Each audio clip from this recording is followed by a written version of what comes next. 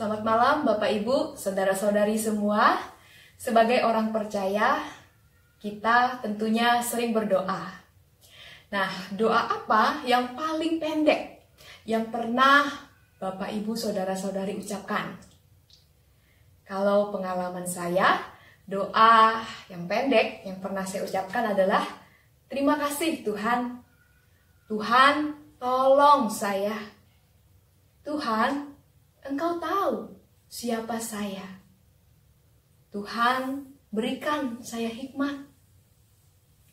Tuhan, sembuhkan saya. Tuhan, berikan saya kekuatan untuk bertahan. Nah, Bapak Ibu, saudara-saudari, memang kita tidak perlu merasa kurang sempurna atau kurang mantap berdoa karena doa kita adalah kata-kata yang singkat. Di Alkitab sendiri, ada tokoh-tokoh Alkitab yang mengucapkan doa yang singkat. Misalnya, Musa pernah mendoakan Miriam, saudara perempuannya. Musa berkata, "Ya Allah, sembuhkanlah kiranya dia."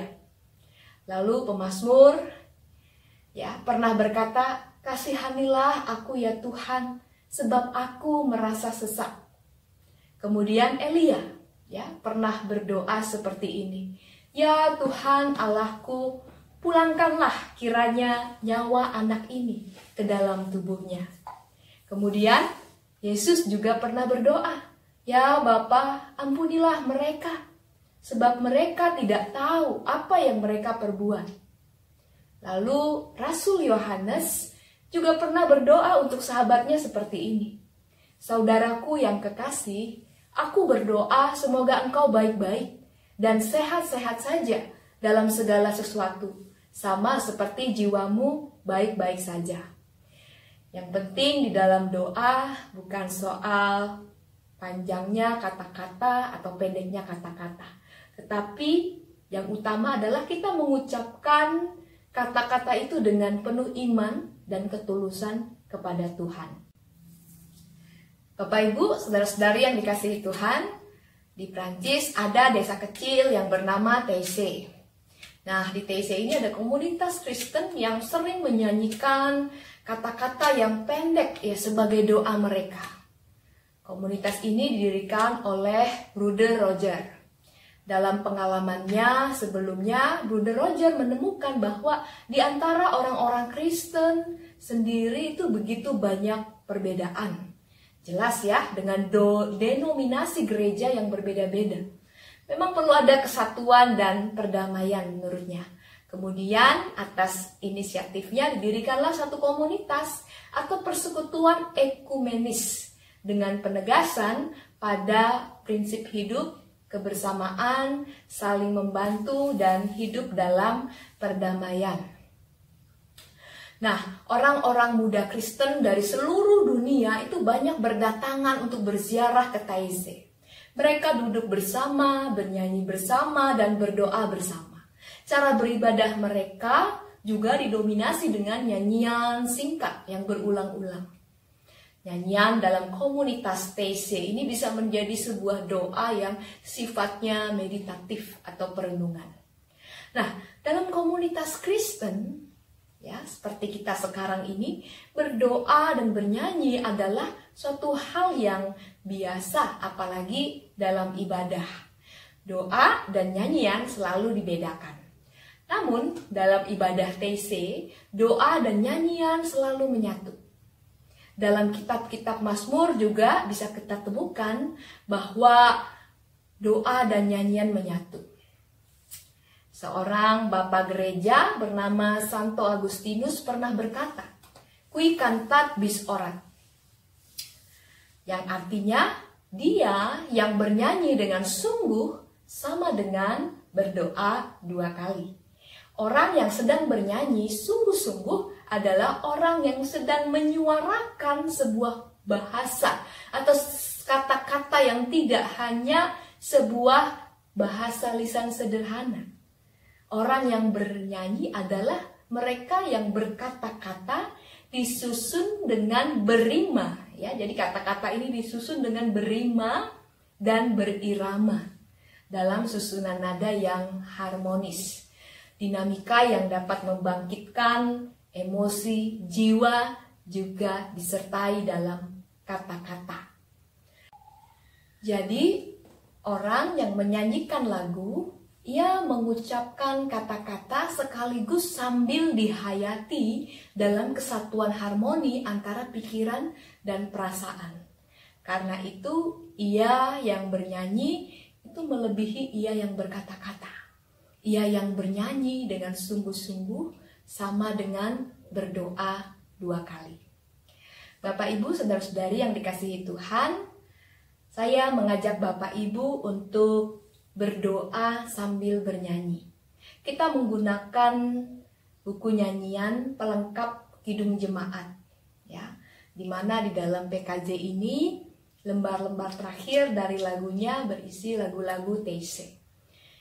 Saya akan mengundang Bapak, Ibu, saudara-saudari semua untuk menyanyikan Yesus Terangmu Pelita Hatiku, PKJ 308. Nah, Bapak, Ibu, saudara-saudari, lagu ini ditulis ya syairnya oleh Santo Agustinus ya, tapi lagu ini diciptakan oleh Jacques Berthier. Dia adalah komposer musik liturgi Prancis. Nah, Bapak, Ibu, saudara-saudari tahu sendiri ya bahwa Agustinus adalah seorang Kristen ya yang bertobat. Dia menjadi seorang Kristen karena perjuangan doa ibunya Monica.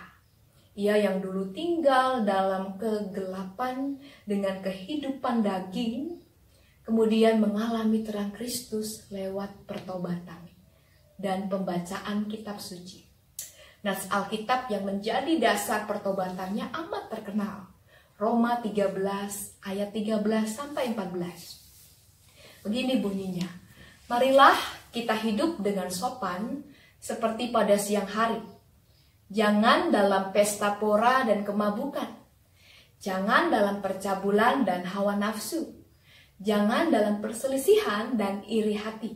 Tetapi kenakanlah Tuhan Yesus Kristus sebagai perlengkapan senjata terang. Dan janganlah merawat tubuhmu untuk memuaskan keinginannya.